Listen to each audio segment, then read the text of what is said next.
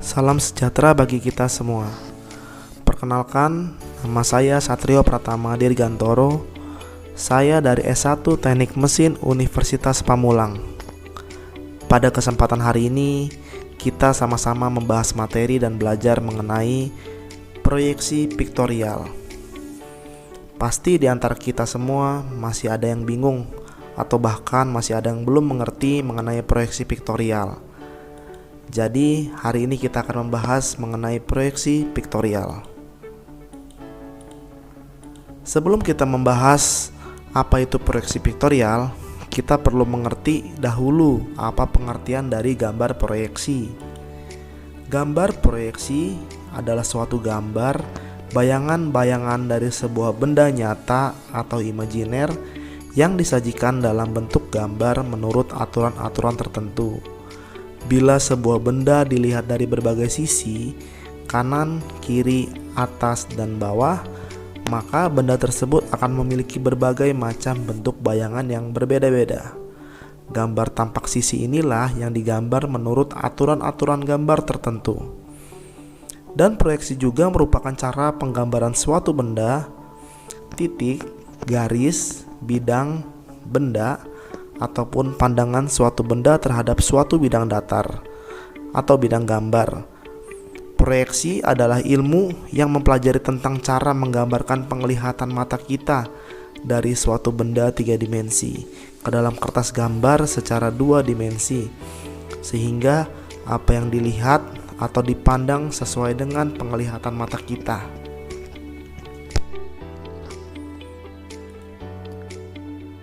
Ini adalah gambar proyeksi, contoh gambar proyeksi. Nah, di sini kita bisa melihat ada PAT, itu adalah pandangan dari atas. Ketika kita melihat gambar ini dari sebelah atas atau dari sisi atas, maka akan tampak bayangan atau proyeksi benda seperti ini ketika kita melihatnya dari atas. Nah, untuk bisa kita membaca gambar ini dari atas, kita harus bisa membayangkan ketika kita melihat benda ini dari atas, bagaimana sih bentuknya. Nah, selanjutnya, dan ini ada PBE. PBE itu adalah pandangan dari belakang. Nah, ketika kita melihat benda ini dari belakang, maka akan terproyeksikan seperti ini. Begitupun selanjutnya PKA. PKA adalah pandangan dari sebelah kanan. Ketika kita melihat benda ini, maka yang akan tampil proyeksinya adalah seperti ini. Nah, lalu selanjutnya PBA. PBA ini adalah pandangan dari bawah. Ketika kita melihat benda ini, persepsi dari bawah maka akan terproyeksikan seperti ini. Lalu kita melihat PD, pandangan tampak depan. Nah, ketika kita melihat benda ini dari depan, dari sisi depan, maka akan terlihat seperti ini. Dan PKI, pandangan sebelah kiri, ketika kita melihat benda ini dari sisi sebelah kiri, maka akan terproyeksikan gambar seperti ini. Nah, ini adalah basic sekali untuk proses kita bisa membaca gambar teknik. Kita harus mengenal dan bisa memahami proyeksi benda tersebut dari sisi sebelah atas, belakang, kanan, kiri, depan, bawah. Kalau kita sudah bisa memahami atau menguasai seperti ini, maka untuk kita bisa membaca gambar teknik itu akan terasa lebih mudah. Nah, selanjutnya kita akan membahas mengenai macam-macam proyeksi pada gambar teknik. Nah, terlihat di depan adalah bagan mengenai macam-macam proyeksi. Yang pertama adalah proyeksi itu dibagi 3. Ada proyeksi piktorial yang akan kita bahas pada hari ini. Yang kedua adalah proyeksi ortogonal, proyeksi pandangan. Nah, proyeksi piktorial terbagi menjadi 4: proyeksi isometrik, proyeksi dimetri, proyeksi miring, dan proyeksi perspektif. Begitu pula proyeksi ortogonal dibagi menjadi 4: sebuah titik, sebuah garis, sebuah bidang, dan sebuah benda. Dan begitu pula proyeksi pandangan. Proyeksi pandangan dibagi dua, proyeksi Eropa dan proyeksi Amerika. Tadi kita sudah membahas mengenai jenis-jenis proyeksi piktorial. Nah, ini kita akan membahasnya lebih rinci lagi, yaitu salah satu jenisnya yaitu proyeksi isometri. Proyeksi isometri merupakan suatu proyeksi dengan semua sudut antara sumbu aksonometrinya sama besarnya. Untuk menghasilkan suatu proyeksi isometri, objeknya harus dapat ditempatkan sedemikian rupa sehingga tepi-tepi utamanya atau sumbunya membuat sudut yang sama dengan bidang proyeksinya. Untuk mengetahui suatu gambar ini diproyeksikan dengan cara isometri atau tidak, atau untuk memproyeksikan gambar 3 dimensi pada bidang proyeksi isometri, maka perlu diketahui ciri-ciri dan syarat-syaratnya untuk menampilkan suatu gambar dengan proyeksi isometri. Nah, setelah pembahasan ini kita akan membahas lanjut mengenai ciri-ciri dan syarat-syarat apa saja sehingga suatu benda itu, suatu gambar itu bisa dikatakan memiliki pandangan atau proyeksi isometri. Nah, dalam menyajikan proyeksi isometri ini dapat disajikan dalam kedudukan yang normal, horizontal maupun terbalik. Nah, ini adalah syarat-syarat mengenai proyeksi isometri. Nah, bisa dilihat di sini. Ini adalah contoh gambar dari proyeksi isometri. Nah, kita bisa melihat sumbu 1 memiliki sudut alfa dan sumbu 3 memiliki sudut beta yang sama-sama berukuran 30 derajat. Jadi, kesimpulannya antara sudut 1 sumbu 1 dengan sudut sumbu 3 harus sama besarnya, yaitu 30 derajat. Maka suatu gambar itu bisa dinyatakan sebagai gambar dengan proyeksi isometri. Dan sumbu 1 memiliki perbandingan ukuran 1:1, sumbu 2 1:1, dan sumbu 3 1:1. Selanjutnya kita akan membahas mengenai penyajian proyeksi isometri. Yang pertama adalah proyeksi isometri normal. Nah, kita bisa melihat di sini ya. Ini adalah contoh gambar dari proyeksi isometri normal. Gambar ini memiliki syarat-syarat tertentu, yaitu pada proyeksi isometri normal, syarat dan ketentuan sesuai dengan ciri-ciri proyeksi isometri pada umumnya, yaitu besar sudut yang dibentuk antara sumbu X dengan sumbu Y harus sama besarnya, yaitu 30 derajat. Kita bisa lihat di sini antara kedua sumbu ini memiliki besaran sudut yang sama, yaitu harus 30 derajat.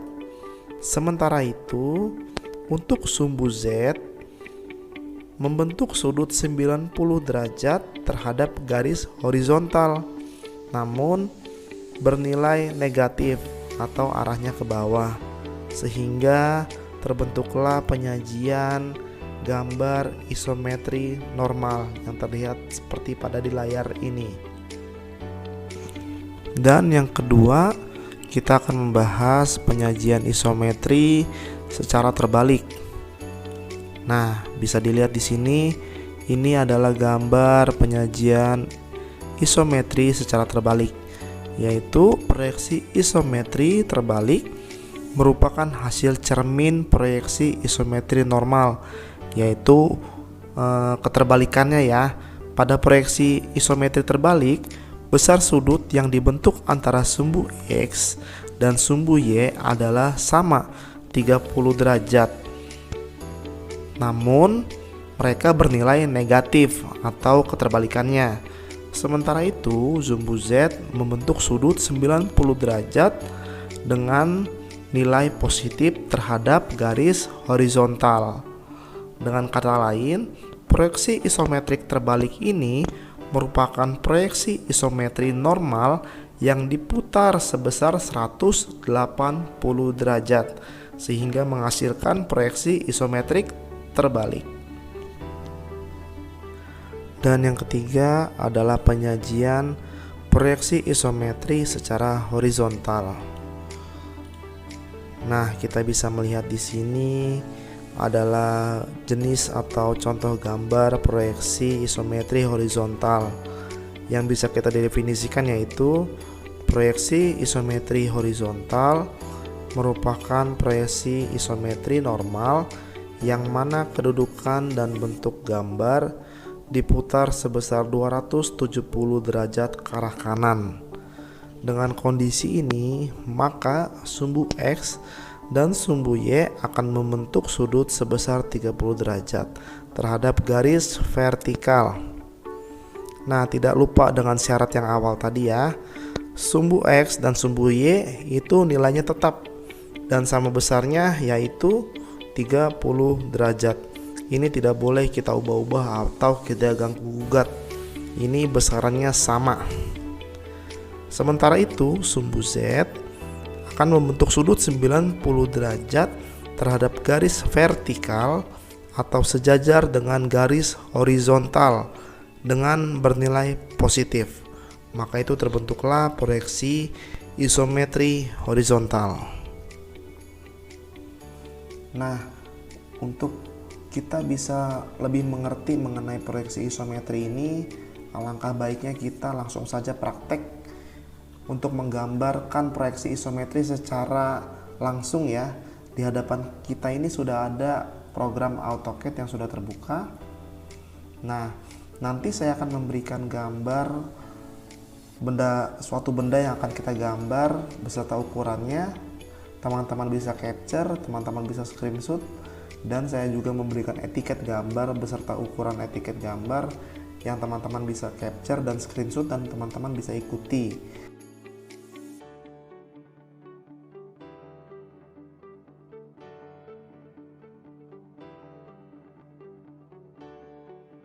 Nah, di sini kita alangkah baiknya kita menggunakan garis bantu terlebih dahulu dengan kita menggunakan command line. Kita ketik saja L. Nah, ini kita bebas ya. Nah, kita tarik garis sembarang, panjangnya bebas, lalu kita tarik garis lagi, kita ambil center, kita tarik garis secara vertikal ke atas. Nah, setelah itu kita rotate garis atas yang ini, kita tulis ketik rotate. Nah, kita ambil center di sini, kita geser dahulu. Nah, setelah itu kita ketik sudut 60 derajat. Nah, lalu kita garis ini kita mirror, kita ketik mirror.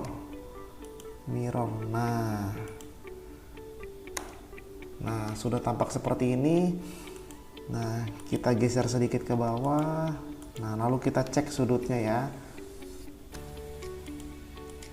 Nah, didapat di sini sudut 30 derajat dan di sini juga terdapat sudut 30 derajat.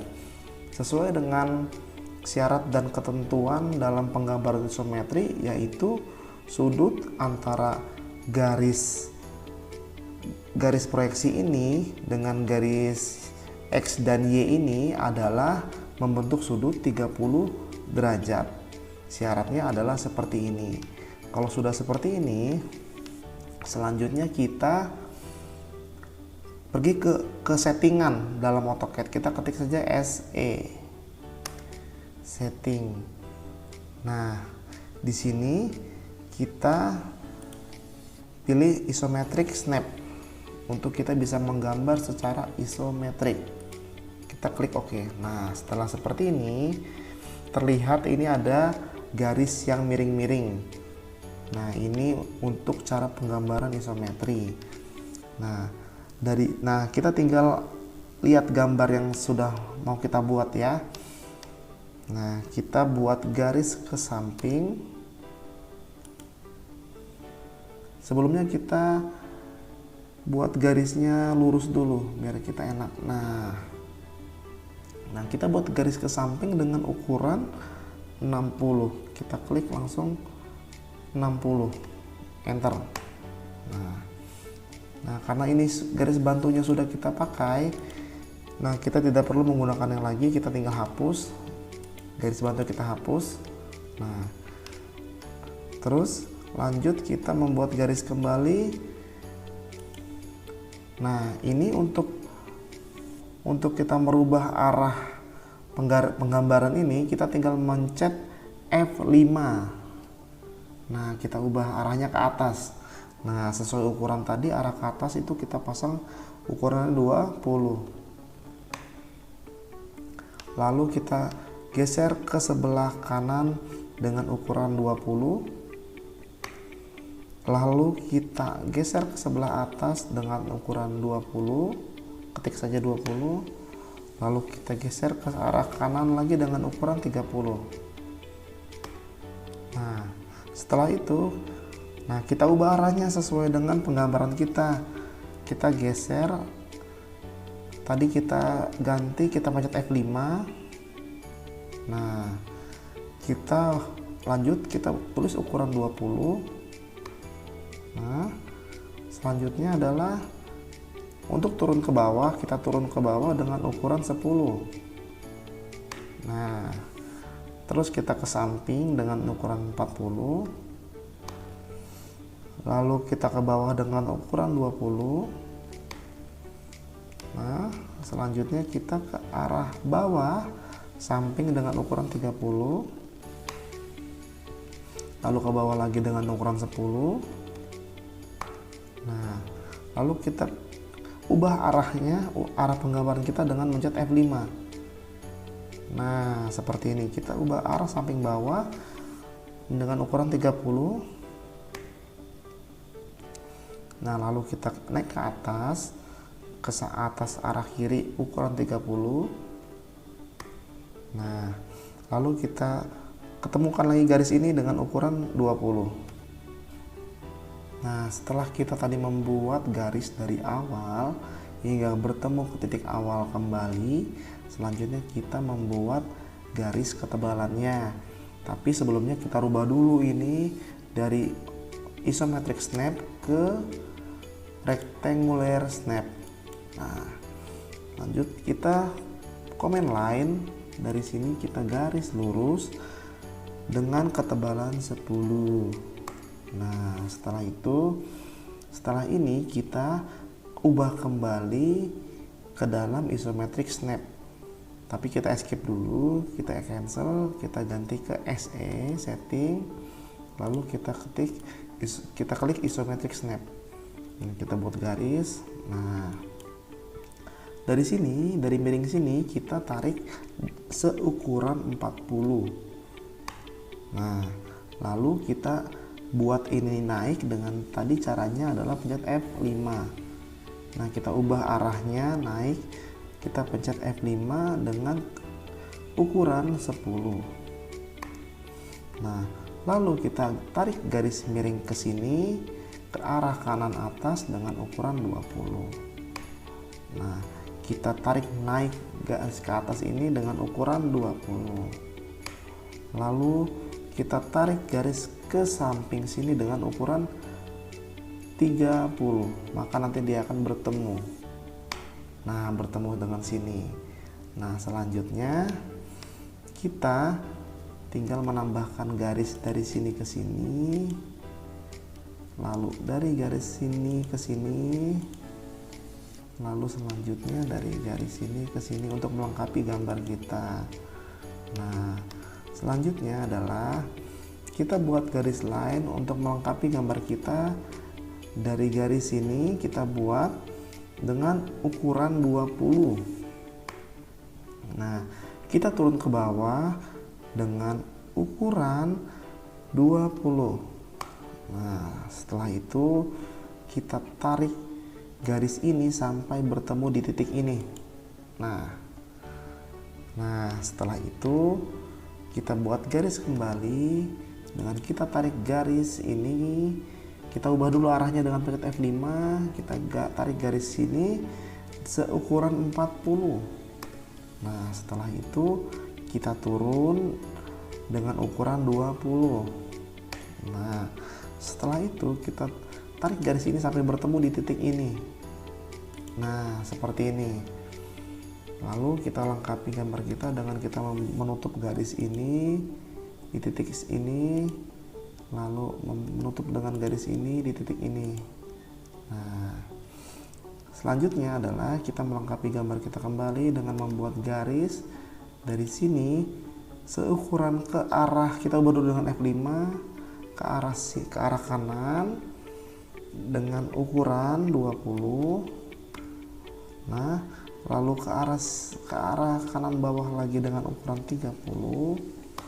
Nah, lalu kita tutup garis ini bertemu dengan sudut sini.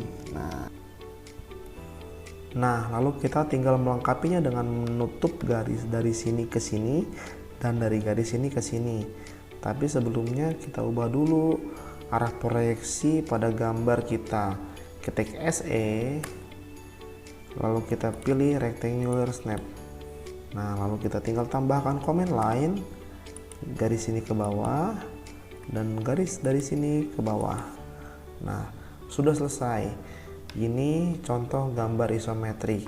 Tapi karena ini belum rampung, oleh sebab itu maka kita perlu memberikan dia garis ukur atau dimensi supaya gambar ini benar-benar selayaknya gambar teknik yang memberikan informasi yang jelas berupa pandangan, proyeksi, dan garis ukur serta dimensi.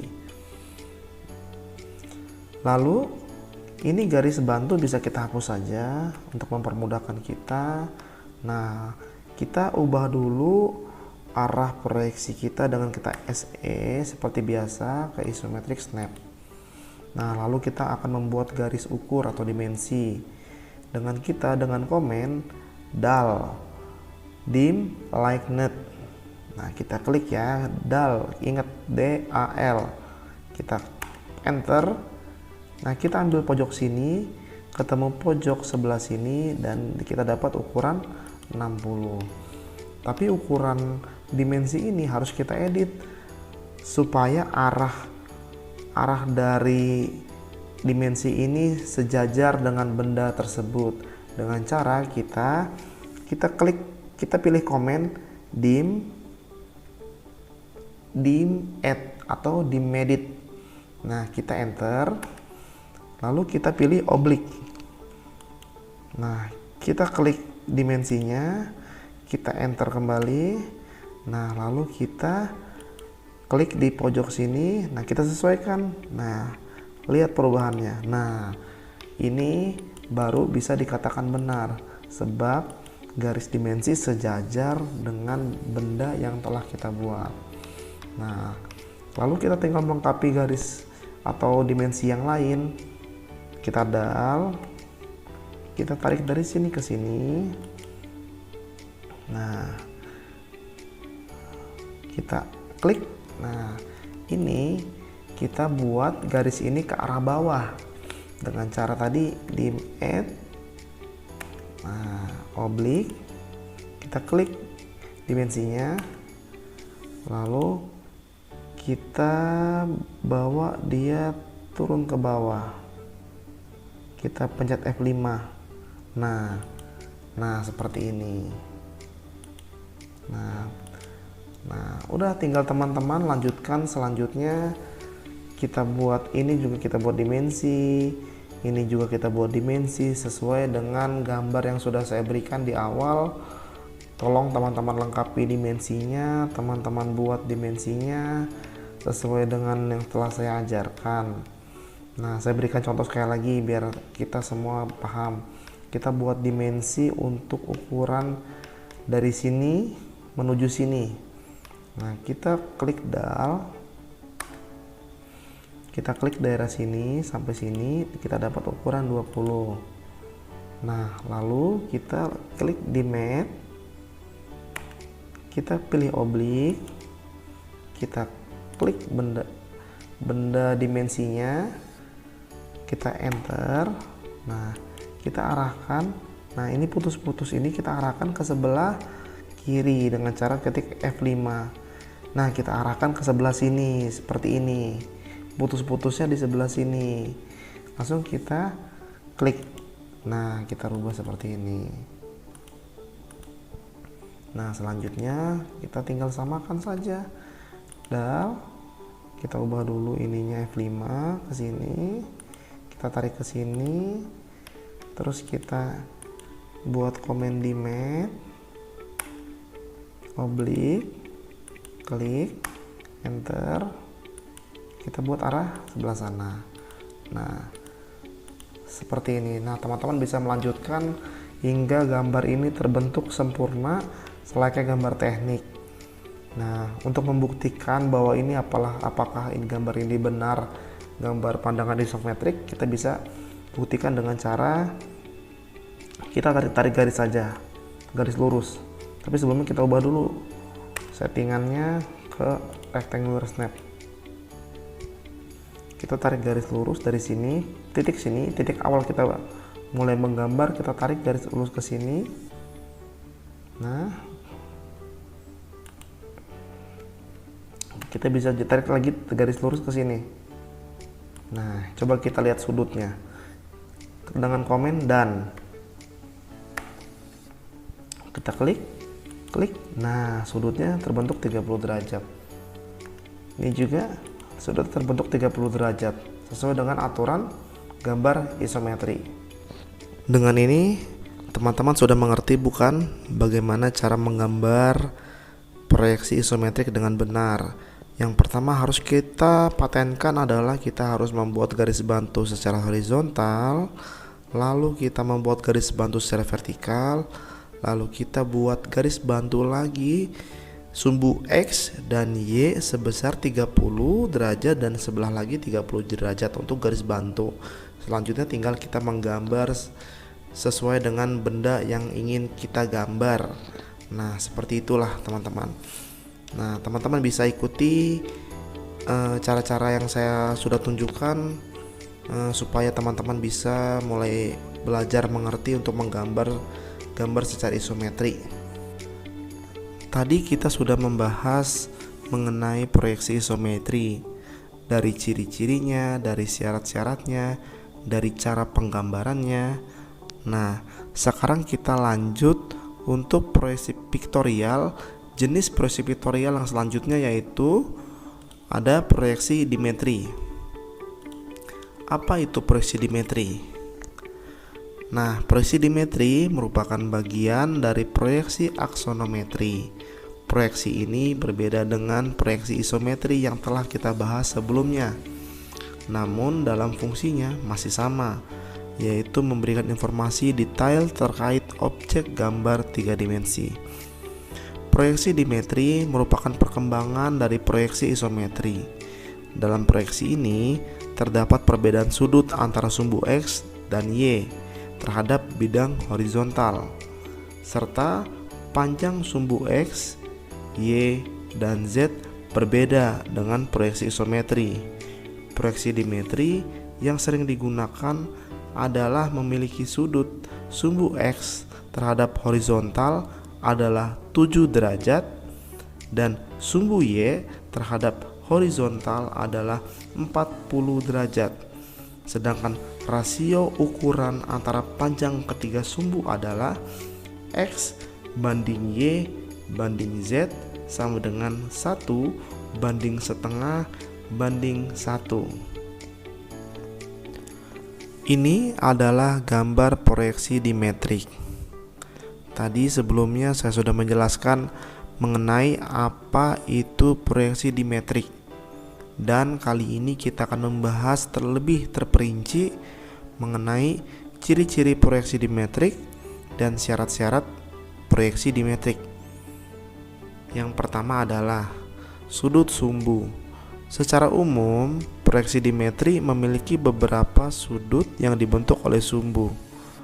Sudut yang terbentuk antara sumbu X dengan garis horizontal adalah 7 derajat. Nah, kita bisa lihat 7 derajat ini beta 7 derajat. Nah, Lalu sudut yang terbentuk antara sumbu Y dengan bidang garis horizontal adalah sudut alfa, yaitu 42 derajat. Perbedaannya dengan sudut dari proyeksi isometri, kalau isometri tadi sudah saya jelaskan bahwa sudutnya sama besar, yaitu 30 derajat dan 30 derajat. Tapi untuk dimetri ini harus kita ingat bahwa sudutnya 7 derajat dan 42 derajat. Yang kedua adalah ukuran garis sumbu. Dalam proyeksi dimetri memiliki rasio panjang sumbu X, Y, dan Z adalah 1:1 Artinya ada skala yang diperpendek setengah pada sumbu Y. Sedangkan untuk sumbu lainnya didasarkan pada ukuran yang terdapat pada objek bayangan tersebut. Contoh, kita anggap ini adalah objek suatu gambar atau suatu benda. Sumbu X ini memiliki ukuran 2 cm dan sumbu Y memiliki ukuran 4 cm. Lalu sumbu Z memiliki ukuran 6 cm. Nah, itu ukuran sebenarnya. Tapi ketika kita menggambar dengan proyeksi dimetrik, ukuran sumbu X tetap 2 cm, tetapi untuk ukuran sumbu Y ini kita perpendek, kita skalain setengahnya, yaitu tadi kan ukuran sumbu Y ini adalah 4, setengahnya adalah 2, dan sumbu Z tetap panjangnya adalah 6 cm. Jadi perbandingan adalah dari ukuran benda sebenarnya adalah ini perbandingan tetap, ini perbandingan diperpendek setengahnya, dan untuk perbandingan yang Z tetap. Nah, untuk kita bisa lebih memahami mengenai proyeksi dimetrik, nah kita langsung saja menuju gambar kerja kita. Sebelumnya kita sudah belajar mengenai proyeksi isometrik.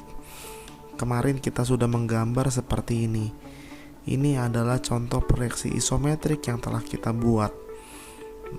Lalu sekarang kita akan mencobanya ke dalam proyeksi dimetrik. Kita memakai benda sederhana saja, yaitu sebuah kubus. Nah, ini adalah contoh gambar isometrik. Teman-teman pasti masih ingat bahwa besar sumbu pada proyeksi isometrik ini adalah sudutnya 30 derajat. Masing-masing 30 derajat dan harus sama besar. Tidak boleh ada yang berbeda. Kalau di sini 30 derajat, di sini pun 30 derajat. Dan aturannya memang harus 30 derajat. Nah, kita lihat panjang sumbu X. Panjang sumbu X pada proyeksi isometrik adalah 50. Dan panjang sumbu Y pada proyeksi isometrik adalah 50. Dan panjang sumbu Z pada isometrik adalah 50. Nah, seperti persatuan kemarin bahwa proyeksi isometrik memiliki rasio perbandingan panjang yaitu 1:1. Nah, berbeda dengan halnya proyeksi dimetrik, kita lihat di sini. Proyeksi dimetrik dibentuk dari sudut sumbu X dengan besaran 7 derajat. Lalu dengan sumbu X dengan besaran sudut 42 derajat. Nah, ini yang membedakan antara sumbu isometrik dengan proyeksi dimetrik. Perbedaannya adalah sumbu sudutnya berbeda, yang satu 30 derajat, yang satu 7 dengan 42 derajat. Nah, lalu perbedaan apa lagi? Perbedaan panjang sumbu X pada proyeksi dimetrik adalah 50 dan pada sumbu Y adalah 25 dan pada sumbu Z adalah 50. yang mana persyaratan pada proyeksi dimetrik adalah perbandingan rasio ukurannya adalah terhadap sumbu X adalah 1:1, terhadap sumbu Y adalah setengahnya dari sumbu X, dan pada sumbu Z adalah 1:1. Nah, saya ulangi sekali lagi ya. Perbandingan ukurannya pada sumbu X adalah 1:1 dari ukuran sebenarnya. Kita anggap kubus ini yang pertama kita gambar isometrik adalah ukuran sebenarnya, yaitu 50 sumbu X-nya. Lalu untuk sumbu Y-nya perbandingannya adalah setengah dari ukuran sebenarnya. Di sini panjang pada isometrik, panjang sumbu Y adalah 50. Ketika kita mau menggambarkan ke dalam proyeksi dimetrik adalah kita tuliskan harus setengahnya, yaitu 25. Dan perbandingan panjang sumbu Z itu tetap 1:1 dari ukuran sebenarnya. Nah, terlihat sama. Ini perbandingannya sama, 1:1. Ketika kita gambar isometrik lalu kita rubah ke proyeksi dimetrik, maka perbandingan yang harus kita rubah adalah pertama perbandingan sudut 7:42, lalu perbandingan panjangnya yang X-nya sama 1:1, lalu sudut sumbu Y-nya itu adalah setengahnya, lalu sumbu Z-nya adalah 1:1. Pembahasan kita selanjutnya mengenai proyeksi miring atau oblik. Proyeksi miring merupakan proyeksi gambar di mana garis pada proyeksi tidak tegak lurus terhadap bidang proyeksinya, namun membentuk sudut miring. Bagian depan objek pada gambar ditempatkan dengan bidang kerja proyeksi sehingga bentuk permukaan depan objek tergambar seperti sebenarnya. Jika panjang objek pada proyeksi sama dengan panjang sebenarnya, maka disebut proyeksi miring Cavalier. Sedangkan untuk panjang objek pada proyeksi yang diperpendek disebut dengan proyeksi miring kabinet. Gambar pada proyeksi miring memiliki basis sumbu 0, 45, dan 90 derajat. Ada banyak jenis proyeksi miring seperti proyeksi dimetri yang dibahas sebelumnya. Akan tetapi, merupakan hal yang umum untuk menemukan proyeksi dalam gambar teknik yang rasio sumbu X, Y, dan Z sama dengan proyeksi dimetri. Rasio sumbu X, Y, dan Z dalam proyeksi miring adalah 1:1. Perbedaannya adalah sudut antara sumbu X dengan garis horizontal adalah 0 derajat dan sudut antara sumbu X dan garis horizontal adalah 45 derajat. Nah, seperti inilah proyeksi miring atau oblik. Kita lihat sumbunya adalah sumbu ini adalah 0 dan sumbu ini adalah 45 derajat, atau bisa kita bilang sumbu 3 terhadap garis horizontal membentuk sudut 0 derajat, atau sama saja dia datar dengan garis horizontalnya. Lalu sumbu 1 membentuk sudut 45 derajat. Nah, untuk ukuran rasio perbandingan ukuran sumbu 1 ini adalah setengah dari ukuran benda nyatanya.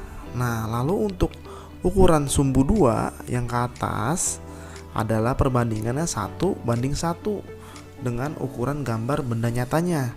Begitupun sumbu 3 1:1. Materi selanjutnya yang akan kita bahas adalah proyeksi perspektif. Dalam penglihatan kita sehari-hari, objek yang dekat dengan mata kita akan tampak lebih besar, dan objek yang jauh dengan mata kita akan tampak lebih kecil. Semakin jauh jarak suatu objek dari mata kita, semakin kecil tampilannya, hingga hanya muncul sebagai titik. Demikian juga dua buah benda atau lebih yang letaknya sejajar dan membujur menjauhi kita, semakin jauh dari mata, keduanya akan terlihat semakin berdekatan, hingga akhirnya saling berhimpit dan akan menjadi satu titik.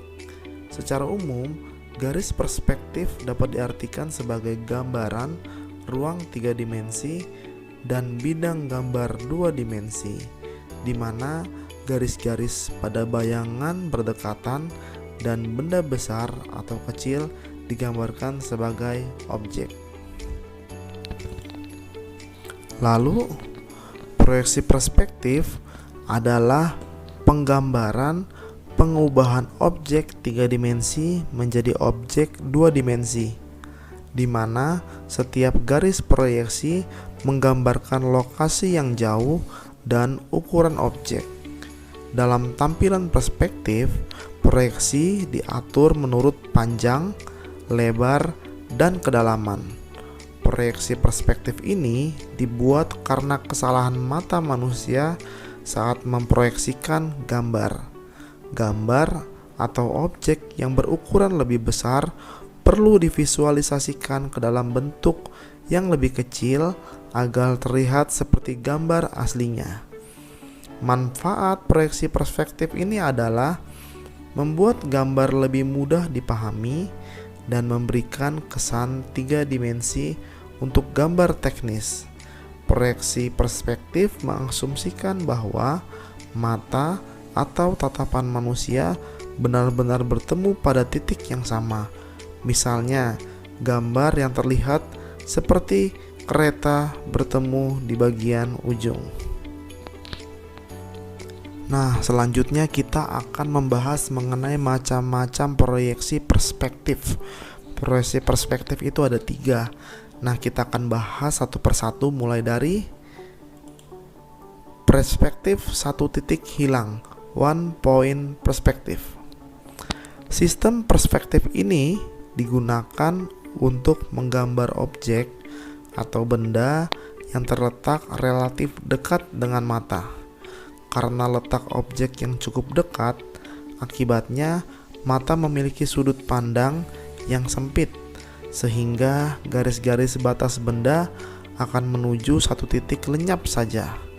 Kecuali bila sejajar dengan horizon dan tegak lurus terhadapnya, gambar yang demikian sering disebut juga dengan paralel perspektif, sebab banyak menggunakan garis-garis bantu yang sejajar, horizon, dan vertikal. Perspektif satu titik hilang merupakan cara menggambar perspektif yang paling mudah, karena keseluruhan objek pada bidang gambar dapat diukur dengan skala. Walaupun cara ini yang termudah, gambar perspektif satu titik hilang dapat terlihat alami, namun juga sangat mudah terdistorsi. Konstruksi perspektif satu titik hilang didasari oleh kenyataan bahwa garis vertikal digambarkan secara vertikal dan garis horizontal digambarkan secara horizontal, dan hanya garis-garis yang menunjukkan kedalaman perspektif yang bertemu pada satu titik hilang, kecuali garis-garis melintang yang memiliki sudut selain 0 derajat dan 90 derajat terhadap garis normal. Perspektif satu titik hilang menggambarkan sebuah objek dengan satu titik pedoman yang menghubungkan dengan bidang gambar. Metode ini menggunakan hanya satu titik hilang di mana semua garis perspektif tersebut akan tertuju, serta satu titik ukur yang berperan pula sebagai titik diagonal. Lalu yang kedua adalah perspektif 2 titik hilang, 2 point perspective. Sistem gambar ini digunakan untuk menggambarkan benda-benda yang letaknya relatif jauh dan letaknya tidak sejajar atau serong terhadap mata pengamat. Karena posisi pengamat jauh dengan objek, maka sudut pandang mata melebar. Akibatnya, garis-garis batas benda akan menuju titik lenyap sebelah kiri dan kanan. Gambar ini banyak digunakan untuk desain eksterior. Perspektif dua titik hilang menggambarkan objek dengan menggunakan dua titik hilang yang terletak berjauhan di sebelah kanan dan kiri pada garis cakrawala. Perspektif dua titik hilang memberikan kesempatan untuk menggambarkan sudut terdekat atau terjauh dari sebuah objek atau ruangan. Dalam perspektif dua titik hilang, sudut ruangan atau tepi sebuah objek digambar terlebih dahulu dan dapat digunakan sebagai skala secara horizontal dan vertikal. Untuk kemudian ditarik garis dari titik hilang, seperti dalam perspektif satu titik hilang, garis cakrawala digambarkan secara horizontal dan ditentukan oleh tinggi mata pengamat. Berbeda dari garis cakrawala dan elemen-elemen yang terletak di garis cakrawala, tidak ada garis horizontal yang ditemukan pada perspektif dua titik hilang, kecuali pada objek-objek yang memiliki kemiringan 45 derajat. Semua garis yang secara nyata terlihat sejajar horizontal akan terlihat miring menuju ke dua titik hilang. Hanya ada satu garis horizontal dan vertikal yang digunakan sebagai skala pengukuran, yaitu garis horizontal dan vertikal pada sudut terdekat atau terjauh dari objek tersebut. Dianjurkan menggunakan garis pada sudut terjauh dari objek tersebut. Perspektif dua titik hilang sangat sulit untuk digambar secara terukur. Bagaimanapun, perspektif dua titik hilang menampilkan gambar yang terlihat lebih alami dengan sedikit distorsi dibandingkan metode perspektif yang lainnya. Jenis terakhir dari gambar proyeksi perspektif ini adalah perspektif 3 titik hilang, 3 point perspektif. Gambar perspektif ini muncul akibat benda atau objek yang diamati jauh di bawah atau ke atas. Oleh karenanya, sudut pandang mata melebar ke segala arah. Perspektif ini banyak digunakan untuk menggambar arsitektur bangunan yang serba tinggi. Perspektif 3 titik hilang sangat tidak biasa untuk digunakan pada ilustrasi atau presentasi desain interior. Secara umum, perspektif 3 titik hilang terbentuk dari 2 titik hilang yang terletak di garis cakrawala dan 1 titik hilang tambahan yang terletak di atas atau di bawah garis cakrawala. Segaris lurus secara vertikal dengan titik diagonal. Sehingga bila ditarik garis berurutan dari ketiga titik hilang tersebut, maka akan berbentuk segitiga sama sisi, yang mana yang memiliki sudut yang sama, yaitu 60 derajat. Perspektif 3 titik hilang, penggunaan metode 3 titik hilang dapat menyebabkan distorsi yang berlebihan karena hampir semua garis tertuju pada titik hilang. Ini berarti dalam menggambarkan perspektif 3 titik hilang membutuhkan kemampuan visualisasi yang sangat baik. Walaupun begitu, perspektif 3 titik hilang masih dapat diukur, yaitu dengan menggunakan titik diagonal yang berjumlah 3 buah yang terletak di antara ketiga titik hilang. Perspektif 3 titik hilang biasa digunakan pada benda-benda arsitektural yang berukuran sangat besar, seperti gedung-gedung bertingkat. Hasil yang ditampilkan perspektif 3 titik hilang biasa disebut penglihatan mata burung bila titik hilang berada di bawah garis cakrawala, dan penglihatan mata semut atau penglihatan mata kodok bila titik hilang berada di atas garis cakrawala. Nah, seperti inilah gambar ketiga macam proyeksi perspektif. Yang pertama, ini adalah perspektif 1 titik hilang. Kita melihatnya, memproyeksikannya hanya ada 1 titik hilang. Dan ini perspektif dua titik hilang. Perspektif sudut. Kita melihat benda ini dari sudut dan terbentuk dua titik hilang. Dan ini perspektif tiga titik hilang. Nah, yang biasanya tadi untuk memproyeksikan benda-benda yang memiliki ketinggian. Ini adalah proyeksi tiga titik hilang.